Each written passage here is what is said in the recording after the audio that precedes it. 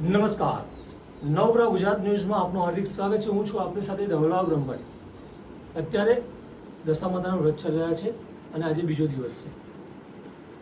વડોદરા શહેરને સંસ્કારી નગરી કહેવામાં આવે છે, સાથે સાથે તહેવારોની નગરી કહેવામાં આવે છે. અને ગણપતિના જેવી રીતે ઉત્સવ ઉજવવામાં આવે છે તેવી રીતે જ મા દશા માતાના પણ ઉત્સવ ઉજવવામાં આવે છે. એમાં પણ આ વખતે જે કિન્નર સમાજ છે, એમાં માસી સમાજ છે, એનો આ વખતે દબદબો રહ્યો છે.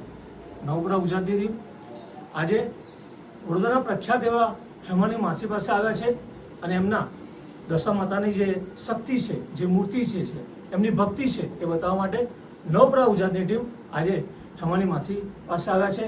આપણે હેમાની માસી સાથે વાતચીત કરીશું. માસી, આપનું સ્વાગત છે. દશા માતાના વ્રત છે, આજે બીજો દિવસ છે.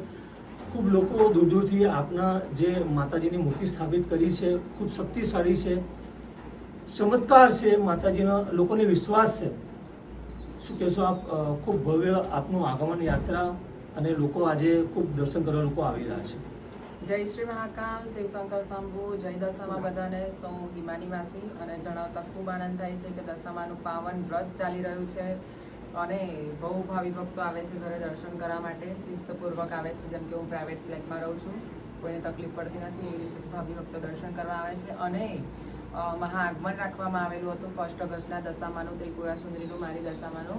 તો એમાં પણ મારી વડોદરા સંસ્કારી નગરી ખૂબ સાથ સપોર્ટ આપ્યો અને ખૂબ સારી રીતે અમે માતાજીને ધૂમધામથી ઘર આંગણે લાવ્યા અને બહુ જ આનંદ થયો માતાજીને. માતાજી, દશા માતાની વાત કરીએ તો છેલ્લા 25-30 વર્ષથી જે શ્રદ્ધાળુ હોય છે, માતાજીની સ્થાપના, અર્ચના, પૂજા વિધિ જેટલી શક્તિ હોય એ પ્રમાણે એમની પ્રાર્થના કરે છે, પ્રસાદ કરે છે. લોકો આપને ત્યાં પણ લોકો આવે છે, લોકોના દુઃખ દર્દ પીડા દૂર થાય છે. આપ શું કહેશો? આ 10 દિવસ જે માતાનું વ્રત કરે છે, કેવું ફળ મળે છે? માતાજીની પ્રત્યે જેની કેટલી ભાવના છે એ પ્રમાણે હોય છે. કેટલા આપણે સદભાવથી માતાજીને બેસાડીએ છીએ એ પ્રમાણે માતાજી વાસના લે છે માટીની મૂર્તિની અંદર, કળશની અંદર. અને બધાના દુઃખ દર્દ તો દશામાં દૂર કરે છે. અને ગુજરાતમાં માતાજી ઘણા એવા પરચા પણ આપે છે. અને શું કહેવાય કે મને પહેલેથી બહુ જ માતાજીને લઈને રહ્યું છે કે હું દશામાં બેસાડીશ. પણ શું કહેવાય, કંઈક ને કંઈક મારું સ્ટડી, કંઈક ને કંઈક હું થોડું ડિસ્ટર્બ ને તે કારણસર હું માતાજી નથી બેસાડી શકી. અને આ મારું ફર્સ્ટ યર છે. અને ફર્સ્ટ યર પહેલા વર્ષની અંદર જ આટલું બધું માતાજી, હવે એકલા હાથે તો મારાથી થાય નહીં, તો માતાજીના પ્રકોપો જ મેં આટલું મહાઆગમન રાખેલું હતું, જેમાં આટલી બધી જનતાને તે જોડાયા હતા. અને ઘણો સાથ સપોર્ટ મળ્યો મને મારા વડોદરા સંસ્કારી નગરી અને મારા બાપોદમાં ડીડી લાડુમર જે પીએસઆઈ સાહેબ છે હાલ, એ પણ ગઈકાલે આવેલા હતા અને એમના ટીમ સાથે, અને એમનો પણ ઘણો સાથ સપોર્ટ છે. જી હેમાની માસી, આપણે વડોદરાના સંસ્કારી નગરી, સાથે મહાદેવની નગરી પણ કહેવામાં આવે છે, કેમ કે નવનાથ મહાદેવ જે રક્ષા કરે છે, સાથે સાથે હવે માતાજી પણ આપણી રક્ષા કરે છે. સંસ્કારી નગરી એટલે આપણું સુરસાગર તળાવ, જે મહાદેવનું ગોલ્ડન ટેમ્પલ જેવું કહી શકાય. શિવજીની સવારી નીકળે છે આપણી અંદર, વડોદરા સંસ્કારી નગરીની અંદર. અને ખૂબ ધૂમધામથી લાખો કરોડો શું કહેવાય યજમાન આવીને બધા સાથે મળીને, એક સાથે મળીને બધા મહાદેવની શોભાયાત્રામાં જોડાય છે, જેથી કહી શકાય કે મહાદેવની નગરી છે એવું. જી બિલકુલ. હેમાની માસી, લોકોને જણાવો કે હેમાની માસી કોણ છે, તો આપ આપના વિશે થોડુંક જણાવો.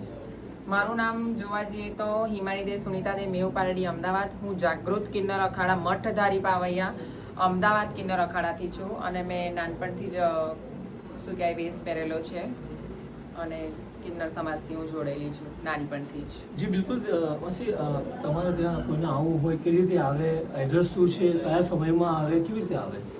સમય તો જો કે હું પ્રાઇવેટ ફ્લેટની અંદર રહું છું, જેથી મેં સમય રાખ્યો છે 9 થી 12નો અને 5 થી 10નો. અને એ છતાં શ્રીજી આશ્રય સોસાયટીની અંદર D504 મારો ફ્લેટ નંબર છે. તો માતાજીના વ્રત કરું છું અહીંયા આગળ, અને શાંતિપૂર્વક માતાજીના વ્રત અહીંયા આગળ સ્થાપિત કર્યા છે. જી, આગામી સમયમાં કયા કયા એવા અહીંયા પ્રોગ્રામ છે જે લોકો આવવાના હોય, કે એવા તમે શું એવા પ્રોગ્રામ રાખવાના છો? એવા તો જો કે કોઈ પ્રોગ્રામ નથી. હું ગણપતિની સ્થાપના કરું છું. ગણપતિનું મારું 3જું વર્ષ હશે આ વર્ષ, 3જું 4થું વર્ષ. અને દશામાં આમાં ત્રિપુરા સુંદરીનું અમારું ફર્સ્ટ યર છે. અને એટલા ઉત્સાહ ઉમંગથી મેં માતાજીને બેસાડ્યા છે કે ફર્સ્ટ ટાઈમ જ આટલો બધો વડોદરા સંસ્કારી નગરી મને સાથ આપશે અને શું કહેવાય કે મેં મુંબઈથી પ્રતિમા લાવેલી હતી અને બહુ જ સ્ટ્રગલ કરીને માતાજી લાવી અને બહુ જ આનંદ થયો. તમારું માતાજીનું આગમન તો ભવ્ય નિશાળ્યું. હવે જે 10 દિવસ પછી જે એમની છેલ્લો દિવસ હોય એના શું પ્રોગ્રામ છે? બનતી કોશિશ કે શું કહેવાય રાતનો સમય રહેશે અને સોસાયટીવાળા ડિસ્ટર્બ ના થાય બિકોઝ ઓફ મારી શ્રીજી આશ્રય સોસાયટીમાં એક પણ વ્યક્તિ એવો નથી કે જે મને સપોર્ટ કરીને ઊભો હોય, કારણ કે એમને કિન્નર હોવાથી જ તકલીફ છે આઈ થિંક તો આ સોસાયટી અંદર, because I am so educated person કે મારાથી કોઈને કોઈ તકલીફ ના થાય, કોઈ ગાલી ગલોચ નહીં, કોઈ ક્લેપિંગ કે એવું કંઈ નહીં. પણ સોસાયટીની અંદર આ શ્રીજી આશ્રયની અંદર એવા લોકો રહે છે ને કે બહુ ડિસ્ટર્બ થઈ જાય. એના કારણે જે બી મેં મારા આગમનની અંદર કર્યું છે એ બધું મેં સરદાર એસ્ટેટથી લઈને મારા સોસાયટી સુધી, જેમ કે મેં મારી માતાજીની પ્રતિમા લાવી હતી તો મારી સોસાયટીવાળાઓએ ગેટ તક બંધ કરાવી દીધો હતો અને મેં એ લોકોને અગાઉ કહેવામાં આવેલું હતું કે નોર્મલ કોઈ વ્યક્તિની ત્યાં આગળ જો કોઈ પ્રસંગ કે એવું કંઈ હોય કે મેરેજ હોય તો કહી દઈએ કે ગાડી પાર્કિંગ કોમન છે, જેમ કે મારો પોતાનો હક છે બિકોઝ મારો પોતાનો ફ્લેટ છે, હું રેન્ટ પર રહેતી નથી. તો એમને કહેવામાં આવ્યું હતું કે તમે તમારી પાર્કિંગ જે કંઈ કરી છે માતાજી માટે હટાવો. તો અહીંના લોકોનું કહેવાનું એવું હતું કે અમારી પાસે એવો ફાલતુ ટાઈમ નથી. એવા લોકો અહીંયા આગળ કહી શકાય કે નાસ્તિક ધર્મ અપનાવતા લોકો રહે છે. તો આ વિષય પર તમે પોલીસમાં કમ્પ્લેન કર્યું હોય કાં તો પછી આપના સમાજને કરી હોય વાત કે એવું કંઈક? હવે એકચ્યુઅલી કહી શકાય કે આ વિશે તો શું કહું મેં તમને કે બધાની મેન્ટેલિટી અલગ અલગ હોય અને મને શાંત રહેવું વધારે ગમે છે, શાંતિથી પતતું હોય એવું મને ગમે છે અને જેટલી વાત અંદર ખાને પતતી હોય એ જ મને ગમે. પછી થતું હોય તો પછી આપણે બી પછી એ છે જ, આપણી પાસે બી કાનૂન છે, આપણે કોઈ ઇલીગલ કામ કર્યા નથી. જ્યારે આવશે ત્યારે આપણે લીગલી રીતે રાઇટ્સ રીતે લડીશું.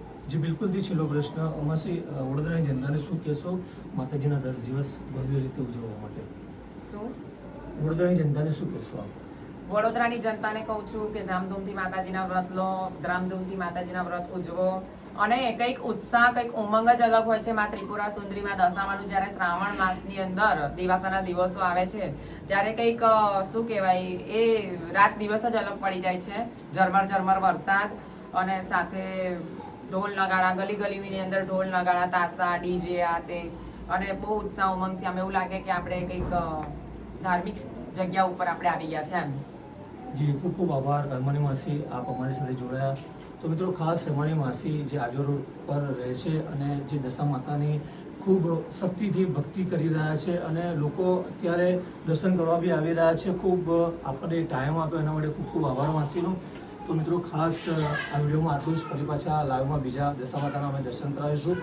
ત્યાં સુધી મને રજા આપશો. નવગ્રહ ગુજરાત, ધવલરાવ, વડોદરા. હવે શોર્ટ લઈ લો.